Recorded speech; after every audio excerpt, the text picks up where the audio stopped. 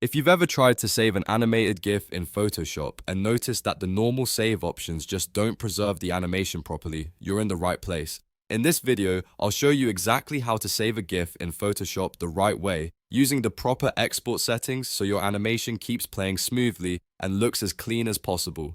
This is especially useful if you're creating social media graphics, short loops, reaction GIFs, or any kind of animated visual you want to share online. And if this tutorial helps, make sure to hit the like button and subscribe for more easy Photoshop tutorials just like this. Alright, let's jump straight into it. The first thing you need to do is open the correct export window because regular saving methods won't keep your frame-by-frame animation intact. At the top of Photoshop, go to the File menu, then hover over Export and click Save for Web. This opens the Web Optimization panel, which is the key area for exporting GIFs properly. Once the window appears, you'll notice it gives you a lot more control over file type, color settings, compression, and looping options. That's exactly what we need for an animated GIF.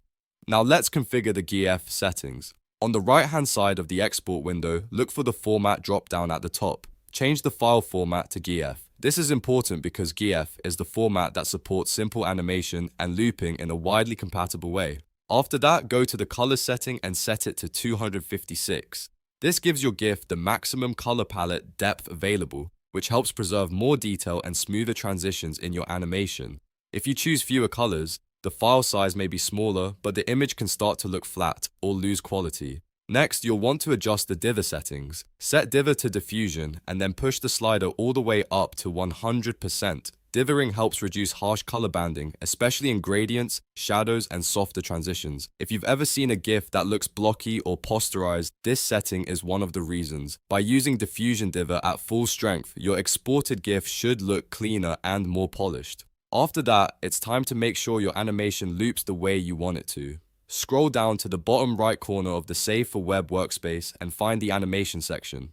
There you'll see the looping options drop down. Change it from once to forever. This step is very important because if you leave it on once, your animation will play through a single time and then stop on the final frame. Setting it to forever makes the GIF repeat continuously, which is usually what you want for a seamless animated loop. Before exporting, it's a good idea to preview the animation first. Click the play button next to the looping settings and watch how the GIF moves. This lets you check the timing, the smoothness, and whether the loop feels natural. If anything looks too fast, too slow, or slightly off at the transition point, this is your chance to go back and adjust your frames before saving the final version.